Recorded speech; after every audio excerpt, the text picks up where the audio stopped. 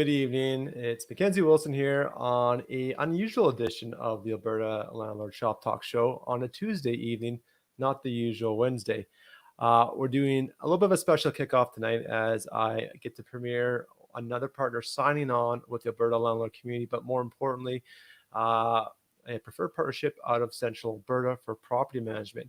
If you guys have been watching some of the shows of recently, you may already know who exactly I'm talking about, but it's none other than Andrea Warkentin. For those that don't know her, very well respected, especially in the small community of investing here in real estate, investing in real estate here in Alberta. But I won't really get into it too much more. I'll let Andrea do most of the talking for herself. Really, really well respected, manages over 170 plus stores right now and does creative real estate, all that good stuff. But very experienced, very knowledgeable, and a great asset to the team here. So without further ado, I might as well get her on and let's have a bit of a conversation here. Hey, Andrea, how you doing tonight? I'm doing great, thanks. How are you doing, Mackenzie? Great. Super excited to have you here. It's usually three of us. I usually have Chris coming along for the ride to give me pauses in my breaks, but we'll go with the two of us for tonight. I think Chris is probably watching right now, I imagine. And yeah, we'll talk about a few good things, and really excited to have you guys come on board. You guys are going to be kind of the similar branch to Redline Real Estate and Greenleaf Property Management down here in Calgary. But of course, you guys are Central Alberta. So let's take a step back. And for the folks that don't know who you are, who is Andrea? Well, I've lived here in Red Deer since 2006, and I came from Vancouver, but don't hold that against me. So I moved out with my family to Red Deer originally to invest in real estate, and I soon got a handle on managing my own properties. I have hired various property management companies in the past when I was just starting out, and learned a lot from that experience. And since that time, I've bought a lot of rental properties for myself, as well as in the last few years, started managing for other people. Oh, cool. So did what got you going into on the property management side as opposed to staying solely investing in real estate? Whoops, I got way too quickly with that one. That's a great question. Somebody asked me to. So I've been managing my own property for a while, and an investor friend of mine was looking for something different for property management, and so he reached out to me. And so that was kind of my start of helping other people. And I really enjoy it. I make a little joke, and I hope people will take it that way, but I refer to property management as adult daycare at best. And that's partly because in my former life, when I lived in Vancouver, I was a police officer for 6 years, and I basically dealt with people on Skid Row. So a lot of drug activity, prostitution, family violence, all that sort of wonderful things. And so for me, doing property management is fairly simple because there's not much I haven't seen or done. So yeah, almost like a natural step in the next direction, right? If you've got that kind of skill set managing tough personalities in certain situations, landlording kind of falls down that path. Yeah, exactly. And I think that, communication is so important, but also you have to take a stand. And, people need to know what the rules are and who the boss is. And I think when you set that priority, then you gain that respect from the tenants, and they understand where the line is and that they can't cross it. So I think that that's, helped me a lot in property management, especially because I do deal with a lot of low income housing. I also have some fabulous, fancy places out in Sullivan Lake, but I do a fair amount of lower income. So not everyone's got the greatest skill set when it comes to communication, and I never take things personally. And I think that that's probably one of my biggest tips I would have for for anyone who is doing property management for themselves. Mhm. I learned from my days in policing, people see a uniform. They don't see you as the person. And I just translated that to landlording as well, is I never take it personally when people are not happy with you. So that's one big tip that I would pass on. Yeah, and I want to highlight something else you kind of shed light on quickly, but I think it's super important that you raised as well. Is people, it may seem difficult to take a stand and set those expectations clearly up front. Well, setting the expectations is the easy part, but taking the confidence to take that stand and say, no, you can't do this. We don't allow pets. We don't do this. We don't, not always making amends or compromises, but saying this is how it's going to go. You actually get respected in the long run. And I think that's something that's kind of overlooked. So you highlighted a really good point about with your past experience that I think a lot of people kind of struggle with when they finally come to our site. We typically see the worst case scenario and they're already at wit's end saying, help me now. I'm down with this certain problem with this certain tenant. Yeah, and I think that part of the key is really from the time you start advertising, it's important that people know that you're running this as a business and not a charity. And, everyone at some point may fall for the sob story and allow somebody in that they wouldn't normally. And, we all have big hearts and we love to help people. Mhm. But often those sob stories are manipulations from people who've been evicted elsewhere. Yeah. Or have damaged somebody else's property. And, I was able to help out a young lady this week who became an accidental landlord. And she had a lady want to come and rent her place. And when she showed up to sign the lease, she was shaking so bad from the lack of drugs in her system and had a check with somebody else's name on it. Yeah. And all these red flags. So thank God she didn't, move forward with signing the lease. But, when people fall for those sob stories, that's when we really get into trouble, because then there starts all the excuses as to why rent isn't paid, or the drama of having domestic disputes or noise complaints and police coming regularly and all those things that we really don't want, Yeah, absolutely. I mean, just to kind of riff or expand upon what you're saying there is, my approach to segregate the emotion out of the decision making was I look at it as, well, I've known this person for 10 minutes. I've spoke to him for 5 minutes on the phone previous to meeting him in person. I'm now getting this story. And ultimately, I can only afford to do one thing. I can either rent out the place, or I can't look after somebody else. If I choose to look after somebody else or let them rent when I know they probably can't afford it because of the story, I'm making a decision to give my future wealth or finance, what would be the right word for it, the wealth of doing the investing in real estate that should be going towards my family. It's now going to this person I've literally just met off the street. And when I look at it from that perspective, if it's them or my family, then the decision making becomes very easy to make. But yes, exactly. And I think that when you treat this as a business and you take that emotion out, it helps so much to be able to say, sorry, I decided to rent to somebody else, or sorry, I don't think this is going to work. Mm-hmm. And it's surprising sometimes when you say to people, no, I'm sorry, I don't think this is a good fit. And then they rage on you, and they expect by raging on you that you're going to say yes. It's like bizarre, but it happens every now and then. Totally. And they just cement further you made the right decision. Absolutely. Especially in hindsight. So yeah, no, that's totally it. Awesome. So I've got some questions queued up off of the group here. And for the folks that are watching live, say hi. Let us know where you guys are watching from. You're more than welcome to ask questions too. It's kind of the fun part about doing these kind of conversations, which I really enjoy. I've always, and I guess one more thing to add before we hop into questions is what I've probably come to really enjoy about the business is when it's done right and it's going smoothly, it can be very rewarding to provide a good quality home for somebody to call their home. So exactly. And we get lots of referrals from current tenants because they know that we treat them with respect, and we like to fix things when they're broken. We don't want to wait till it gets to the point where people move out.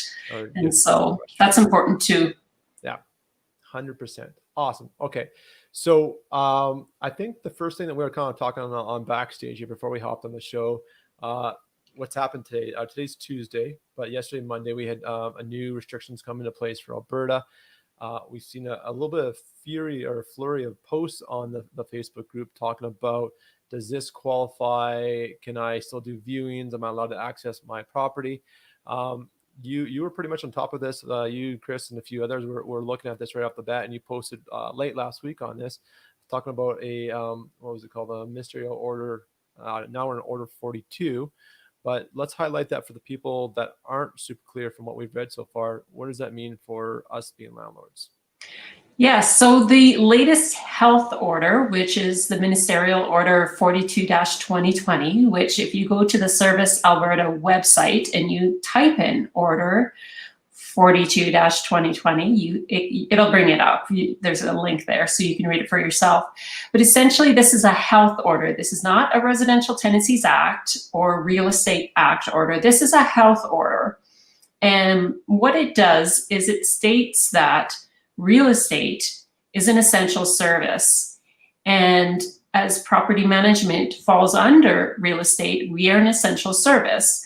And that allows us under, I believe it's section 3 or 4 there on your screen, that allows us to go in.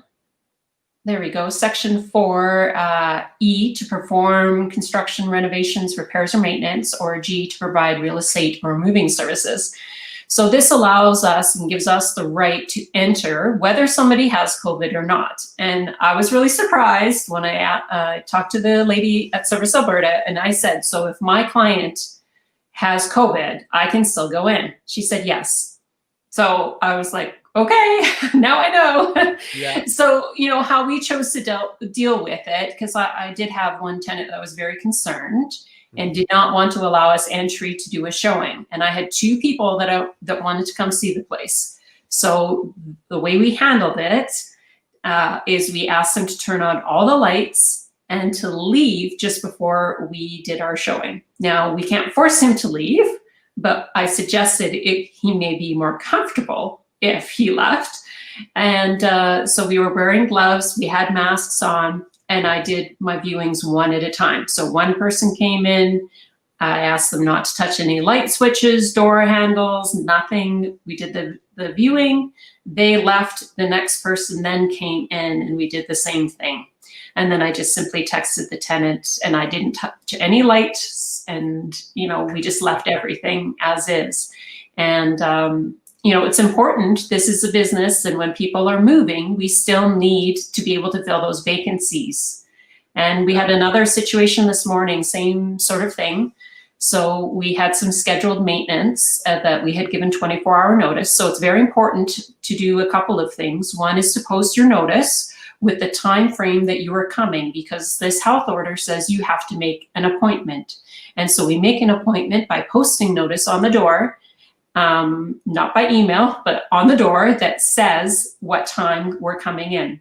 Mm-hmm. And we did this with some maintenance, and, the gal was, starting to say, well, I have immune conditions and such. And I said, well, sorry, we're still coming in. It's one person. And so the repairman came in, did what he needed to do.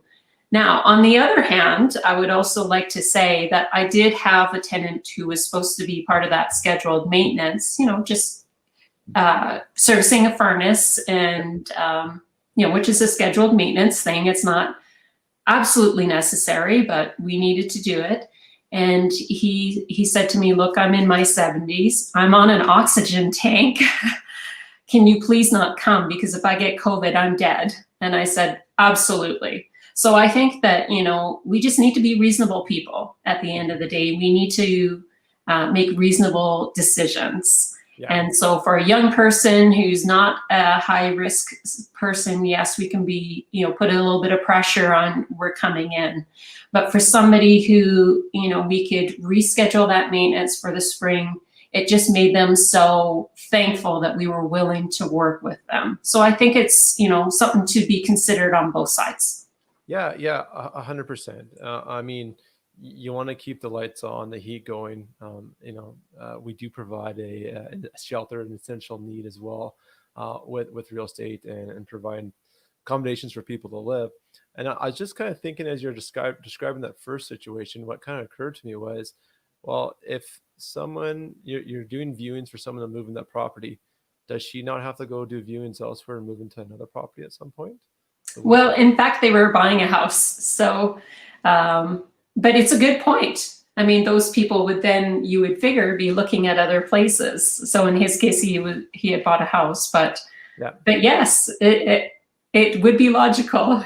Yeah. Yeah. So, I mean, not to play devil's advocate, but I like what you said. And another thing that I think you did really well there, Andrea, is you spoke from their needs. Talk about, for your guys' safety, we'll do this. We'll wear gloves. We're only bringing one person in. Can you turn on all the lights? You're simplifying everything, and you're speaking in the results or the immediate impact of that person to get their buy-in, which I think is really critical.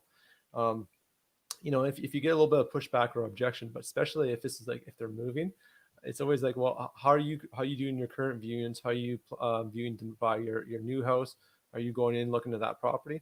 Well, it's kind of the same thing here. Someone would like to come and see your property to move in as well. So. Yeah, exactly. And I think that, it's important to communicate to people that you're trying to put yourself in their shoes. Now, I know some people, there's two sides to this whole COVID story. Some people think, are scared to death. They're absolutely scared to death, like this, elderly gentleman. And I get it. Yeah. I might not be scared to death, but I'm not 70 plus years old on oxygen. 100%. So, different perspective. It's about putting yourself in their shoes, but it's also at the same time not being taken advantage of by the excuse of COVID. And there's certainly some people who have tried to do that. Definitely. And this came out basically in March. We're quite a ways away from March, and we know more what we're dealing with. So I think, we can all take precautions and we can all be safe and still do our jobs. Yeah. And the other thing is gauging what you want done, your needs, the objective, with the risk. So you looked at a maintenance call on a furnace can be flexible because it's just proactive maintenance to keep the upkeep going. There's no, heat's not out right now, they're getting cold. It's, well, we could do it next week, we could do it next month, really. Whereas a viewing is to fill a vacancy, to avoid a 1 month vacancy and losing $1,500 a month if you can avoid that. Those are completely two different scenarios, and of course, so you take that into consideration for your decision. So that was a good point as well. Yeah. Cool. All right, let's we'll segue here. I think we kind of gave a really good picture of what's going on. Review the actual ministerial health orders, for order number 42 right now. If you go to alberta.ca/COVID, go to health orders. It's the very top of the page. You can't miss it. And then part 2, section 4, part 2 for section 3. It's in there, you guys, if you need to print it off and use it as the backup when you guys are doing your landlording. So I'm going to try something a little bit different here. I'm trying to be a little more proactive and organized. I print screened a bunch of questions that we can tackle, and I think it'll be a little bit easier when people are watching the video after the fact to follow along with us. So this is I'm going to take this quick opportunity of a drink of water, and I'm going to segue. Good timing. For those of you who don't know, which I'm pretty sure everyone knows now, we have this new community platform on Mighty Networks called the Alberta Landlord Community.ca. So if we get questions from that part group, I'm going to start prioritizing them first. So there's another bit of a motivating factor if you guys are debating heading over. Worth checking out. And plus, as the things come in the new year, there'll be more exclusive content and nice to have things over there that are worth checking out. So if you haven't signed up already, head over to albertalandlordcommunity.ca. So this conversation started with Sarah Ingram. We were talking about this probably about a week ago. It says right there. She says, selling, buying a rental property. On the selling side, do you leave tenants in as long as possible, or do you try to have it empty while it's listed? Has anyone sold a property with tenants in place? Now, for the buying side, have you ever bought a property with tenants in place? Have you done your viewings with the tenant still occupying, but won't stay after the purchase? What makes it or breaks it for you? So, Andrea, I'm going to throw this back at you. What's your first take on this question? So I think there's a big difference between single family property, whether that's one townhouse or one house or a half duplex, as compared to an apartment building or a fourplex or even a suited house. So if you're an investor and you're buying a suited house, it's probably because you want the cash flow. So in that case, you're quite happy to have tenants there because it actually helps you qualify for the mortgage to already have lease agreements in place. So I'd say anything that's kind of 2 doors and above under one roof, absolutely, you want tenants there. You may not want to keep them over the long term, but it certainly works to your benefit to have tenants there for mortgage qualification. Just to get started off with. Yeah, just to get started off with. Now, when it comes to a single door, I do find it's much easier to sell when it's vacant because sometimes tenants are not happy to have the property sold that they've been living in. Mm-hmm. And sometimes they make it very difficult for the realtor to do their job if it's listed with a realtor. And oftentimes they do not keep it clean like you would want on a showing. So for those reasons, I find it's typically easier to sell a single door property vacant. I would agree. My take on it was on the selling side. Yeah, for sure. If you can keep tenants in place, you definitely help your cash flow right up to the end.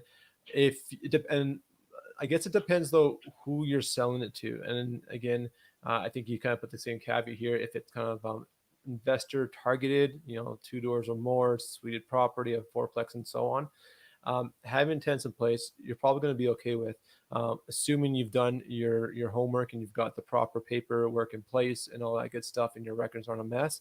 It gives people confidence that the tenants you put in place are probably good as well. So there's that. Personal experience. I bought my first suited investment property with tenants in place. One tenant moved out in 3 months at the end of their lease, which was fine, whatever. The tenants upstairs into our third lease, or going from our second to our third lease. So each lease was a year. I chose not to renew their lease. There was a bit of a seniority factor that they were trying to play over my head. Plus, the one guy was very difficult to work with. So I said, you know what? I can put someone else in there that I've vetted out and I know will work with my personality. And that's what I did. Yeah. One other further comment I'd make, that when you're purchasing a rental property, you have one shot to get somebody out on a 90-day notice to renovate. So if you're looking at a rental property and you notice, for example, somebody's a hoarder, or like you mentioned, Mackenzie, they're kind of, they've been there for a while and it's, my rules and I get to say who does what around here. You can give the 90-day notice to renovate, because normally your 90-day notice or your notice to renovate is 365 days. It's a year. You have to give somebody a year's notice in order to renovate.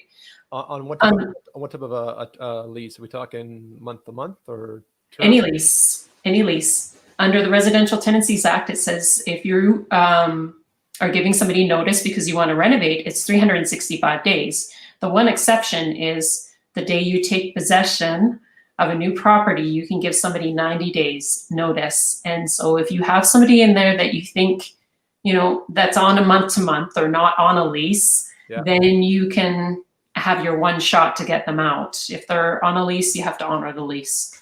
But if they're not on a lease, that's a good opportunity to get rid of some of these problem people. Yeah, I mean, ideally, you're assuming a term contract, so then there's a deadline if things aren't working out well, and you're only maybe a few months away. And if they're just generally difficult but paying rent, you maybe just bite your tongue and not renew when the lease comes up.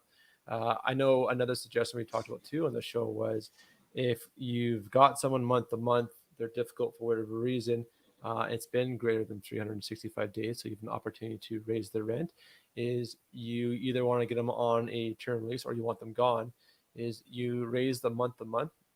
You raise it a premium to have that freedom to be on a month to month.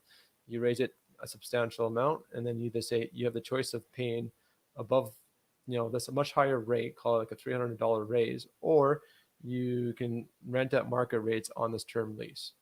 Exactly. Yeah, that's your other way to handle it. Yeah, perfect. Totally. And then that second part of the question, is there a break it or make it kind of thing? If I'm buying real estate, I guess it depends on my qualification. If I'm already qualified and I don't need that limit in place, I typically want to pick my own tenants because I'm picky and I have a bit of a system that works, and I want someone that I value the communication. Same thing you've been highlighting all night, Andrea. Communication is so critical. For example, one of my tenants last week said she wanted to talk to me. Her boyfriend lost his job, and she would like to move back in with him to kind of save on money and rent. But she said, you know what? Like, she's happy to do that in February, and I'm in the middle of December getting this a heads up. So I'm like, awesome. I will work with you, no problem. Her lease goes to end of May, June 1st. Yeah. So yeah, it is prematurely. She's still in a year lease, but she's telling me ahead of time. She's giving me time to work. If I'm not going to be out money, I'll help a person any day of the week. I want someone that works with me. And also, if there's a problem if there's a maintenance issue at the property, I want to know about it. So if it stays only like a $200 problem, it doesn't turn into a $1,000 problem. Absolutely. Yeah. Cool. Love it. Okay. Let's take some questions from the group. You know what? Here's a really good one for your perspective, and I want to make sure I grab the right one. So here's my first guess. Okay, awesome. So this is Marie. She's asking about. I'll paraphrase it really quickly, but she's just basically, is it a good time to sell? They have a property. It's suited out. They're hoping to rent out part of it, do some traveling, rent out both of it, and do work remotely, do some traveling and all that stuff. Obviously, COVID has affected our travel plans this year. But the next part, she goes on and says, what are people seeing right now? So I'll put the caveat out there, and I'm going to get your take on this, Andrea. This Facebook group probably sees the worst end of a lot of tenant situations, because someone has a pain point, they're struggling, they're stressed out, they're freaking out, they're not getting money in their bank account to pay the mortgages and other bills that are coming in. They're looking for help right away. That's typically some of the folks coming in, and other folks are just generally want to learn about real estate, or they have one or two properties and they're taking this seriously now and they want to learn as a profession. That's generally the two type of demographics we have coming in. I would say, though, most tenancies out there are probably doing okay, and if they're doing okay, you don't hear about them because real estate investing is actually pretty boring and there's no drama there. Exactly. And I would say, like, out of the portfolio that I manage, I have very few, despite all the low income housing that I have very few people that I have a consistent issue with, whether, it's noise or some kind of rent issue. People are fairly good with communicating and being fairly reasonable to their neighbors, especially when you have multifamily. So, for the most part, I don't hear from most of my tenants. They just pay the rent and they let me know if something needs to be fixed. But probably from 90% of them, I never hear anything for a whole year from them. And then, there's the odd repairs and maintenance request. But other than that, it's been a long time since the police called me to come for anything. And that's a nice feeling for sure. So for the most part, people are fantastic. They're good people. And I think that it also depends on your tenant profile to a certain extent, but if you have a 2-income family with a couple of kids and a dog, for the most part, they're pretty good people, Definitely. Yeah. And that I think that that's perfect. So, living, breathing, doing the day-to-day operations, 170 units, and you're single digits if you consider that ongoing problems or professional tenants or challenging tenants, to say the least. Very, very minimal. And I think that's totally true. Most people out there just want a nice, clean, safe place to call home, and they don't want any drama. They just want to go about their life, right? So if you're the landlord providing that, and you're up to date in your maintenance, and you have good communication and you're responsive, you're not going to have issues, and it makes this job of investing in real estate actually really easy and boring, which is exactly what you want. So Awesome. Good perspective out there. It does, again, look, it's a little exciting. Yeah, we have a lot of action going on the page. We're averaging about 15 posts a day, and you see the worst of it, but it's by no means an accurate picture for what's completely going on out there on the whole. Perfect. Okay. Which one can we go to next? I don't remember, so I'm just going to pick the top one I did here. Okay, so Shannon ad, thanks so much for the ad. I've never rented before. I've got a 1-bedroom, 1-bath condo in central Edmonton, Strathcona. Tried to do it fully furnished, rented at $1,500. Not getting much action. So I'm breaking around $1,500. My break-even point's around $1,500 with mortgage and fees. I can't afford to take too much of a loss as I'm paying rent in BC. Any suggestions would be pretty helpful as I'm feeling discouraged. Okay, so let's see if we can help Shannon out here. So right now she's advertised on Facebook, RentFaster, PadMapper, and Kijiji. What would be some tips to get some traction going, Andrea? Well, first I'd want to do an analysis as to what other people are renting this similar property for, because you need to be priced right. If you consider every month that you're vacant, and especially because she's over $1,200, a month rental, she's 15. Yeah, so, if you divide that by 12 months, you're over $120 a month there. Yeah. And so if she should be at $1,380, then she should be at $1,380. It's, for every month vacant, she's losing money, she's bleeding, she's hemorrhaging. And so first of all, you have to be priced right. Secondly, you need good photos. If you don't have good photos, people don't know what they're getting. And one of the things I like to do just with my iPhone is I just do a video walkthrough tour, and I tell people that's my sales pitch. So, I just have my little commentary going, and it's funny when you meet people and they're like, oh, you sound just like the video. I'm like, yes, here we are. And then I always make a little video because when I do or a little joke, when I do the bathroom, I always, of course, catch part of myself in the mirror, as I try not to, but oh, there I am. but I like to tell people what kind of furniture they can fit in here. And, there's nothing more frustrating for a person who's going to look at properties. They have a king size bed and your place is too small, but they couldn't tell that, right? Okay. So I like to say, okay, this bedroom will fit a double bed. This will fit a queen. This will fit a king. You can easily fit a sectional in this living room. You've got a table that will seat 4 or 6 or 8 people. People need to know that their furniture can fit, because they need to know what the space is, and photos don't always show that. So I just do a little, 2-minute video, and it also gives me an opportunity to talk about the neighborhood, what's around there, the schools, the location, all that good stuff. And I also like to say things like, oh, of course we're pet friendly and we're this, we're that, So I use that as my opportunity to stand out from everyone else. To give that sales pitch, and then they feel like they're renting from a person, not a company. Because a lot of people don't like to rent from property management companies, either one, because they have bad credit and they know you're going to check their credit, but 2, sometimes they just don't get that personalized service. So even though, like, for example, we're a property management company, you actually get to talk to me or my assistant. So, people feel like they know who they're talking to, not just somebody randomly hired at minimum wage to answer the phone who doesn't really care if your stove works or not, and doesn't care if somebody comes today to fix it or not. So when you're advertising, you can add in those things, managed by the owner. I care about your how you live in my property. And so you can make different comments on there to really stand out from everyone else. Yeah, no, that's awesome. And I will admit, I've actually seen a few of your videos.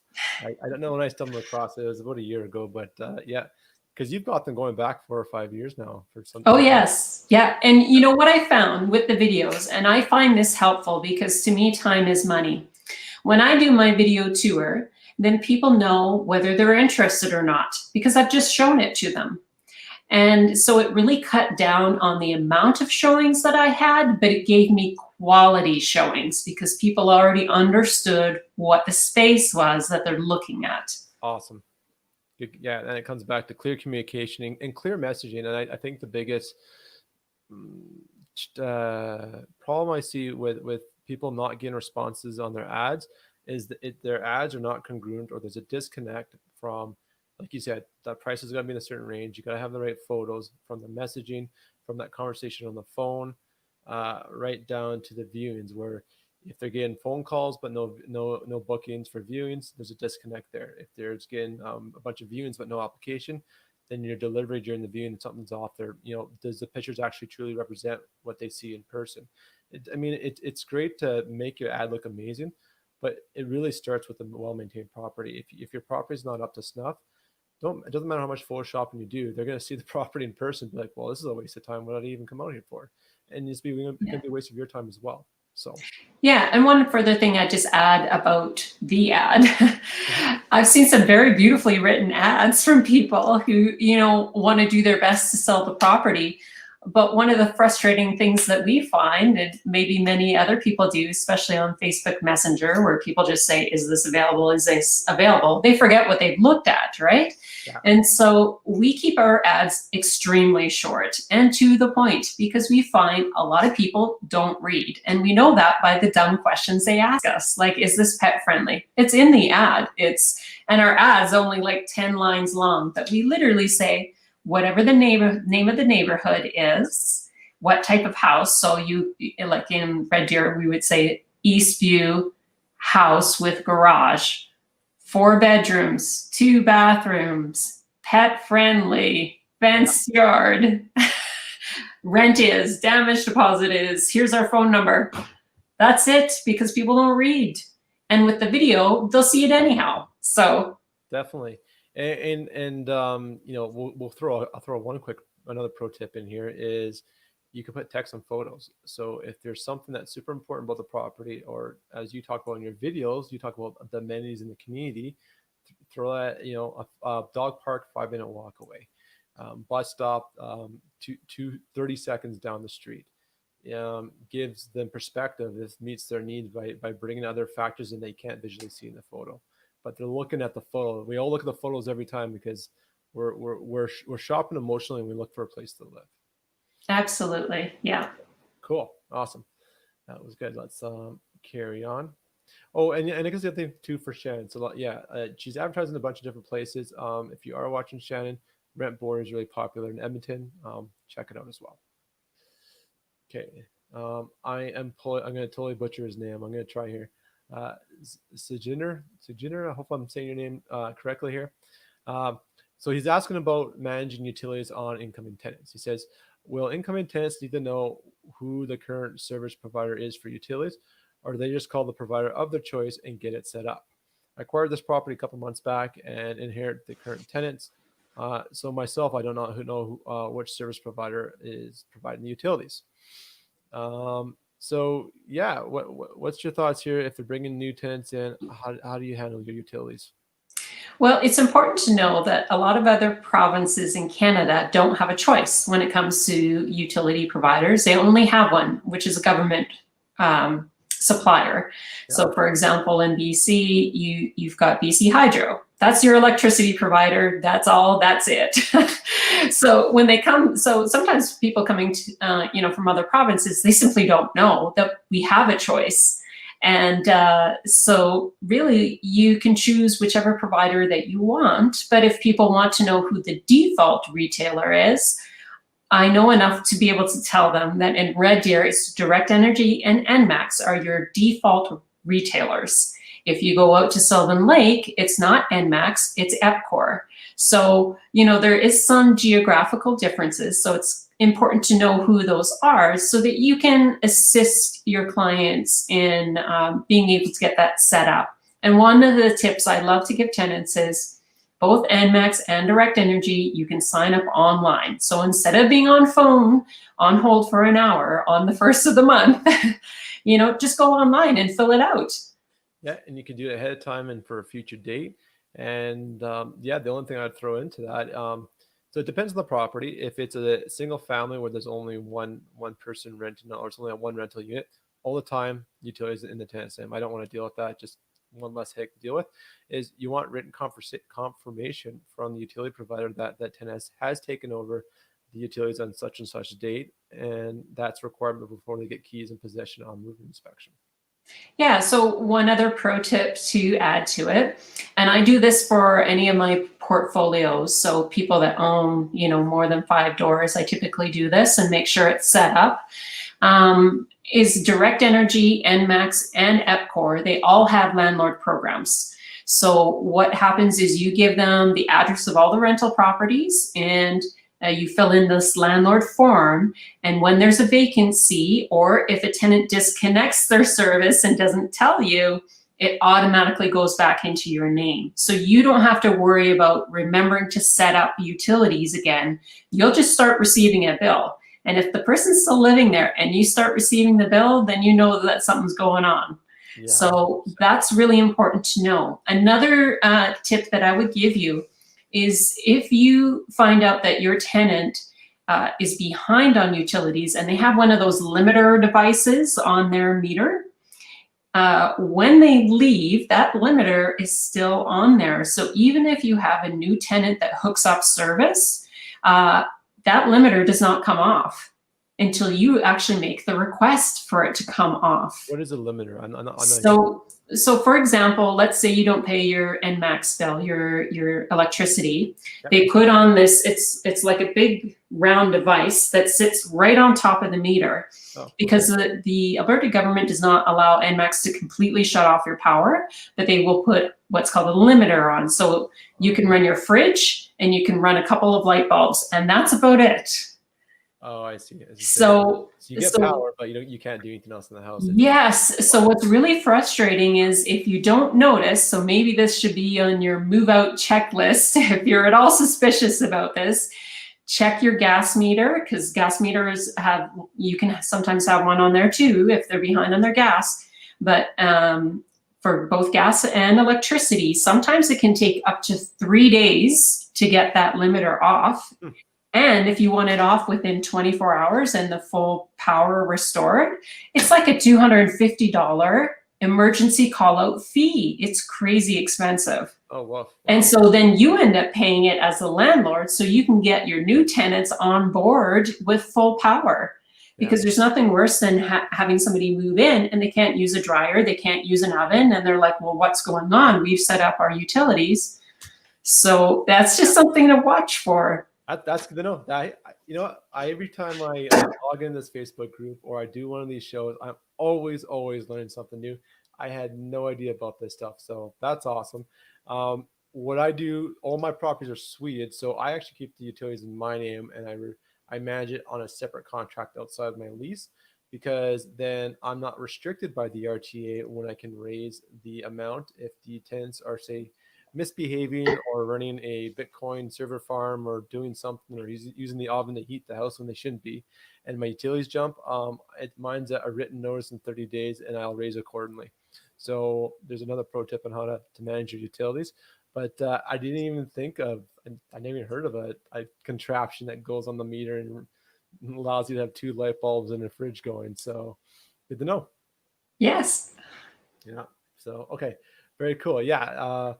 And I was going to say another thing. Oh, I know this conversation happened about 3 to 4 months ago too, with the NMAX side of it.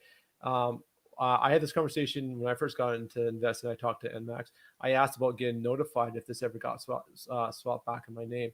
I think there might be something now. I have not looked into it personally. I just still typically log in every other month to make sure I don't have a bill coming in my name on my one condo. But beyond that, the rest are already in my name. So. Yeah. Okay. Cool. Well, we got about 15 minutes left and a couple more questions, so we are making good progress here. Okay. So Megan Coulter writes, I pronounced your name right. Urgent question. My neighbors told me my tenant left for a few days and left their dogs in the house. They peeked in the window and saw open windows and dog feces everywhere. I've given 24-hour notice to enter for tomorrow. She told me that I'm being unreasonable. She says she doesn't want me to enter. I'm going in anyways. Does this warrant an emergency inspection? She just gave text notes for the first. Do I issue an eviction notice, which I was planning to do anyways for unpaid rent? Advice. Also, does anyone know how to put in a complaint to SPCA? The property is located west of Rimbey on an acreage. So a lot of questions there. Andrea, what would be your first step if this is a situation you're coming into? Well, anytime I hear that windows are wide open and somebody's left for a few days, I definitely consider that an emergency. I don't want frozen water pipes and a flooded basement, first of all. It's possible that she could have had somebody checking on the dogs for her while she's away. So I wouldn't necessarily say that that would have been the emergency part, but I definitely would have used the emergency part of open windows and, concerned about damage. And so, under those emergency provisions under the Residential Tenancy Act, you can just go in. And that's what I would have done is as soon as I got that call, I'm going in. We got to protect the property. And you have to think about this, maybe on average, the average rental property might be $300,000 or $400,000. That can be a huge claim on insurance if you have burst water pipes. So even though we have in our lease agreement with the tenants that frozen water pipes are then their legal responsibility, if they don't have insurance or they canceled their tenant insurance, we're still having to pay a deductible, and we'd have to sue those tenants to go after them for damages. Which is a whole lot of work. So. Now, obviously not impressed, if dogs are doing their business all over the house. That's not good either. And certainly if you feel that a pet is being mistreated, you can report it to the SPCA. Unfortunately, it is not an emergency, and even the police cannot go in under those circumstances for a pet in distress, shall we say. So that does not constitute an emergency, but certainly, the open windows and potential frozen water pipes do. So you just have to be careful about that. Yeah, and I think, her, having the third party, her neighbors reporting that they believe the property's been abandoned, but the windows are open, that is the grounds you need to go in and investigate. Yes. And go in right away because, frozen pipes and water is your number one enemy. And if it, you don't want that going over your property. That's just going to be a huge bill. So, if you can avoid, don't go through insurance. All right. I got to remember what I clicked on here. So we did Marianne, Shannon, did Megan. Aaron's the last one, I believe. Aaron writes, hello, I'm a landlord owner of a property with a basement suite that's separate and has shared laundry. With COVID, is there a link or anything I can get for shared spaces in multifamily dwellings? With safety requirements for COVID, I have a look around, but it all seems to be general. Okay, so she's basically, Aaron's looking for some tips on if you've got a common area between a suite in a suite property or a multifamily, how do you manage COVID, the risk? Perfect person to ask, Angie. Across 70 doors, how are you managing your common spaces? Are you doing anything in particular? Some announcements, some communication to help the safety of all your tenants? Well, that's a great question. And I actually have very few suited houses where there's a shared laundry, very few of them. So really, it just comes down to common sense. And I think that if people are concerned about it, using the same washer dryer, then just sanitize things. If you have like a little container of sanitary wipes and stuff like that, whether they're Lysol wipes or whatever, you can just maybe as a landlord provide that if you want, or encourage the tenants to do so, but just make it easy for people to comply with what's makes sense and what's healthy, right? So I don't know that people need to be necessarily in masks. I think it's easy enough to make a laundry schedule, odd days are for the main floor, even are for the basement, or vice versa. And, just sanitize the buttons after you touch them. So I think that's the easiest way to handle it. So all my properties fall in this category. I've got shared common back doors with shared laundry in off of that common space. What I do is I remove myself from the problem by starting a conversation with both tenants on email and ask them to come to agree on terms and what they want to do. I don't want to impose a set of rules on tenants that they both think might not be fair when I'm trying to find a balance. So I let them pick what's fair because again, I don't read minds. I don't know what they are fair because I have one tenant that works nights and he's quite happy to let the other tenant do laundry to 3 in the morning because he's not there. So have at her, give her. And really by doing that, they've agreed to those terms. So if things do go sideways, like, well, listen, Joe Smith and Jane Doe, you guys agreed to this laundry hour, and now it's not working. What do you guys suggest we should do to fix this? I can make a decision, but it doesn't make sense for me to make a decision for both you people, as you guys are quite capable, and I want you guys to have the be a part of the decision, be involved with it, kind of thing. So you can always throw it back at them, and I agree with Yeah, that. I think that's great because sometimes, like I mentioned before, the adult daycare at best, sometimes people like to be like children instead of thinking about what's logical and what's reasonable and what's respectful when you're in a shared living accommodation like that. 100%. Yeah, and yeah, that's exactly it. And like you said, maybe throw a hand sanitizer thing of what do you call it, hand sanitizer down there as well. And there you go. It's $10 to keep the peace. So Yeah. perfect. Awesome. Well, I think we're kind of going to wrap it up here. We're near the hour. We've got through our questions. Didn't get any questions tonight, but no one usually knows we do a show on Tuesday. So I think definitely going forward, this was a one-off special just to kind of say, hey, we've got our Central Alberta property management person. Andrea, we'll have you on the show on a regular basis now. We'll figure out what that will look like, but definitely at least once a month you'll be in here. We'll be having these good chats and picking your brain, your wealth of knowledge. So thank you for spending the time with us tonight. Really appreciate it. Thanks for having me. Okay, fantastic. I usually wrap up. I'm gonna do this anyway. Do you got anything you want to mention, or is there any kind of passion projects or charities that are going on right now that maybe you want to give light to right now with our viewers? Or Well, I think at this time of year, the food bank's probably the most important one to help people have a good Christmas. And so I'd encourage everyone to dig into their cupboards and see what they can donate and make it a Merry Christmas for everyone. perfect. That is a great way to end it. So fantastic. All right, folks. My name is Mackenzie Wilson. Just tonight, our esteemed guests are now regular spot property management preferred partner out of Central Alberta, Andrea Warkentin. Thanks for tuning in with us. We'll see you guys in a very short 23 hours tomorrow at 7 o'clock as I go into my regular scheduling Landlord Shoptalk show. Take care, guys, and have a great night.